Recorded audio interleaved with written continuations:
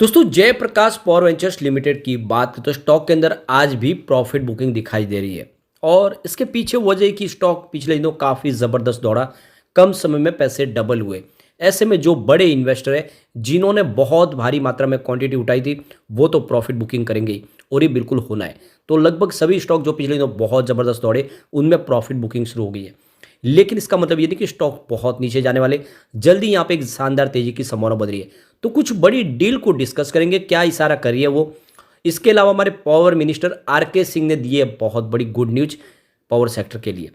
और यहाँ पे जिस तरह से कह रहे थे कि थर्मल पावर प्लांट आने वाले समय बंद होने वाले, तो ऐसी संभावना बहुत कम है, क्योंकि एक नया बड़ा थर्मल पावर प्लांट यूपी में बनने की तैयारी हो चुकी है और इसी को लेकर भी अपडेट है, जिसको समझेंगे इस वीडियो के माध्यम से। जेपी पावर जो इस सेक्टर की बहुत पुरानी कंपनी है और अपने कर्ज को लगातार कम भी कर रही है, इसके अंदर क्या पॉजिटिव संभावना और क्या इसकी नेगेटिव पहलू उसको भी जान लेते हैं। और क्या एक लॉन्ग टर्म के लिए पेनी स्टॉक में निवेश कर लेना चाहिए। लेकिन फ्रेंड उससे पहले अगर आप पहली बार हमारे चैनल पे आए तो चैनल को सब्सक्राइब कर दीजिए, एक बेल आइकॉन दबा दीजिए ताकि जब भी नया वीडियो बने पहला नोटिफिकेशन आपको मिले। वीडियो पसंद आए तो लाइक शेयर जरूर कीजिए। चलो फ्रेंड्स वीडियो स्टार्ट करते हैं। मैं हूँ आपका दोस्त SB दवे और हमारे अपने चैनल ऑनलाइन कमाई में आपका बहुत बहुत स्वागत है। तो सबसे पहले बाजार की बात करें, इस समय BSE सेंसेक्स 65,935 के स्तर पर है, जहां पे 280 पॉइंट की तेजी है, यानी 0.43% अपर है BSE सेंसेक्स। अब आप देख ही सकते हो कि बाजार की शुरुआत ही आज पॉजिटिव हुई थी और काफ़ी अच्छा बाजार में तेजी का वातावरण बना हुआ है। पिछले दिनों की गिरावट के बाद आज बाजार में फिर से खरीदारी लौट के आई है और देख सकते हो कि निफ्टी एनर्जी भी आज ऊपर ही है, 28,362 के स्तर पे 0.27% की तेजी है। उसके बावजूद भी अगर आप देखें तो जेपी पावर में प्रॉफिट बुकिंग दिखाई दे रही है। वैसे स्टॉक की शुरुआत तो पॉजिटिव हुई 14.10 पर, कल की क्लोजिंग 14 के आसपास थी और इंट्राडे में 14.20 का हाई भी बना, लेकिन जो लो है वो 13.10 का, यानी एक ही दिन में लगभग ₹1 से बड़ा एक हमें अप डाउन देखने को मिला। काफ़ी ज़्यादा स्टॉक तेजी से दौड़ने के बाद काफ़ी नीचे भी आया, लेकिन इसमें देख सकते हो निचले लेवल से खरीदारी के दम पे रिकवरी भी देखने को मिल रही है। इस समय 13.65 के आसपास है, जहाँ पे 2.50% की गिरावट है। अब यहाँ पे देख ही सकते हो पिछले एक महीने में स्टॉक ने 54% का बम्पर रिटर्न दिया है।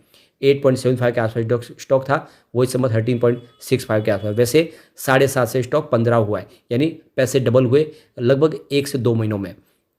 5.15 52 वीक का इसका लो है, लेकिन जो हाई है वो 15.30 का है। तो उस हिसाब से देखें तो पैसे डबल नहीं बल्कि 3 गुना हुए, तो काफ़ी ज़बरदस्त प्रदर्शन किया है। इसकी परफॉर्मेंस देखें तो 13 नवंबर को स्टॉक 14.15 के आसपास था, 1.4% की तेजी बनी थी। 15 नवंबर को स्टॉक 14.55 के आसपास आ गया 2.8% की तेजी के साथ, और 16 नवंबर की बात करें क्लोजिंग 14.80 के आसपास, जहाँ पे 1.7% की तेजी बनी। लगातार दौड़ जो रहा था स्टॉक, उस पर ब्रेक लगा 17 नवंबर को, जो स्टॉक में 2% की गिरावट और स्टॉक आ गया 14.50 के आसपास। फिर 20 नवंबर को देख सकते हो कि 14 के आसपास स्टॉक आ गया 3.4% की गिरावट के साथ। तो पिछले 3 ट्रेडिंग सेशन से यहाँ पे प्रॉफिट बुकिंग हावी हो चुकी है और देख सकते हो कि दबाव देखने को मिला है। आज वॉल्यूम फिर से बढ़ा है। पिछले एक महीने पहले इसका 33 करोड़ का वॉल्यूम था, 10 करोड़ की डिले उठाई गई थी। 1 वीक पहले 19 करोड़ का वॉल्यूम था, 8 करोड़ की डिले उठाई गई थी। और आप देख सकते हो कि कल 14 करोड़ का वॉल्यूम होता है, 6 करोड़ डिलीवरी बेस काम होता है, लेकिन आज 2 बजे के आसपास ही 18 करोड़ का वॉल्यूम हो चुका है। वॉल्यूम में ज़बरदस्त बढ़ोतरी है और पूरे बाजार में वॉल्यूम के मामले में जेपी पावर नंबर 4 पे है। अब यहाँ पे देख सकते हो कि एक बड़ी अपडेट निकल के आ रही है। उत्तर प्रदेश राज्य विद्युत उपवन निगम लिमिटेड और दूसरी तरफ NTPC ने मिलकर एक जॉइंट वेंचर्स बनाए, जो दोनों मिलके 1600 मेगावाट का एक power plant, thermal power plant बनाने जा रहे हैं। ये देख सकते हो कि सोनभद्र लखनऊ में होगा। तो इलेक्ट्रिसिटी की ज़रूरत को पूरा करने के लिए, जिस तरह से इलेक्ट्रिसिटी कंजम्पशन बढ़ रहा है, उसको कंप्लीट पहुंचाने के लिए, उसकी सारी आवश्यकता को पूरी करने के लिए 1600 मेगावाट का यहाँ पे थर्मल पावर प्लांट लगाया जाने वाला है। तो देख सकते हो इसके लिए करीब 18,624 करोड़ का खर्च किया जाएगा। तो कुल मिला के देख सकते हो कि जो कह रहे थे कि आने वाले समय सरकार थर्मल पावर प्लांट को नहीं आगे बढ़ाएगी, उसमें बंद कर देगी, उसका कारोबार को बंद करेगी, ऐसा बिल्कुल नहीं है। एक नया पावर प्लांट उत्तर प्रदेश में बनने जा रहा है। इस बात का सबूत है कि आने वाले समय, निकट भविष्य में भी 10-15 सालों में भी थर्मल पावर प्लांट ऐसे ही काम करते रहेंगे।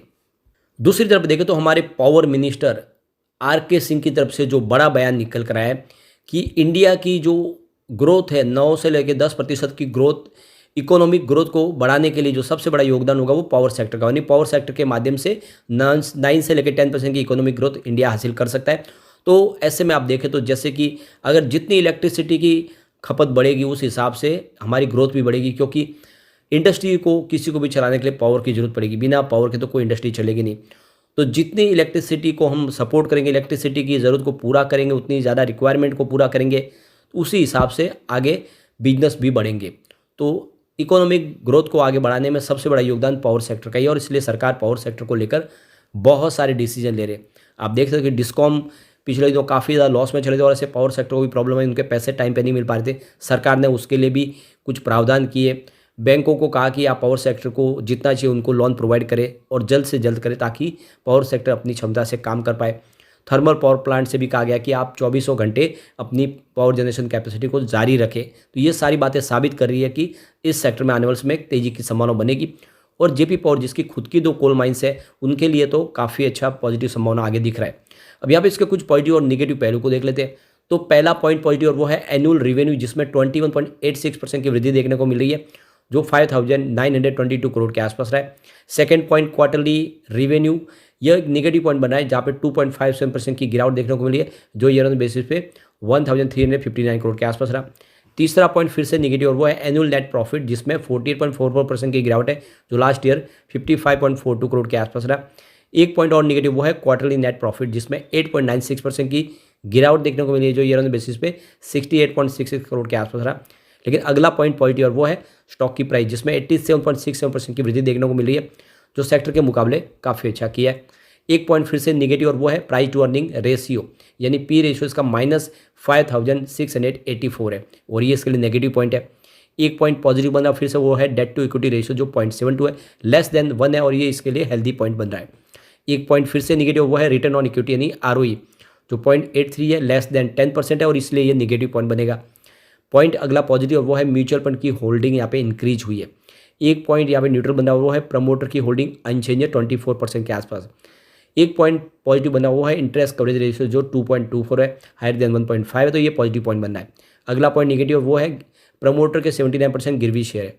अब यहाँ पे अगर हम निगेटिव पॉइंट की टोटल बात करें तो आपको 6 निगेटिव पॉइंट दिखाई देंगे।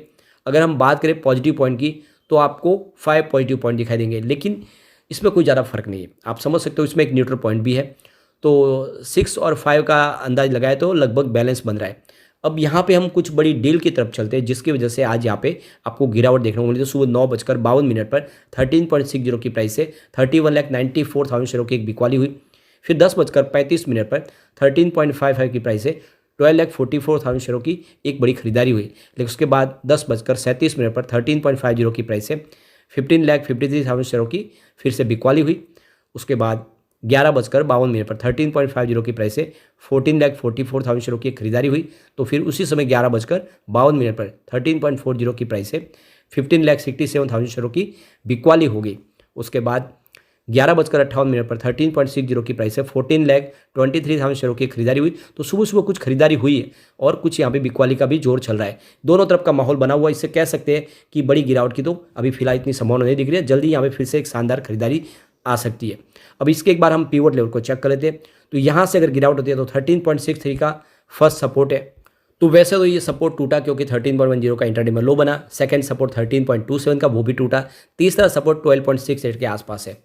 अब पॉजिटिव माहौल बना तो 14.58 का फर्स्ट रेजिस्टेंस है। इसको पार किया तो स्टॉक आपको 15.17 तक जाता हुआ दिखाई देगा और वहाँ तक पहुँच गया तो फिर 15.53 यानी एक नई हाई बन सकता है। तो लॉन्ग टर्म इन्वेस्टर के लिए अच्छा मौका है। शॉर्ट टर्म इन्वेस्टर चाहे तो अपना प्रॉफिट बुक कर सकते हैं, लेकिन फ्रेंड कोई भी इन्वेस्टमेंट करने से पहले अपने फाइनेंशियल एडवाइजर से बारे ले ले या अपना खुद का रिसर्च करें, क्योंकि मैंने वीडियो आपके एजुकेशनल पर्पज़ के लिए ही बनाया। वीडियो पसंद आए तो लाइक से जरूर कीजिए और चैनल को सब्सक्राइब कर दीजिए। Thank you friend.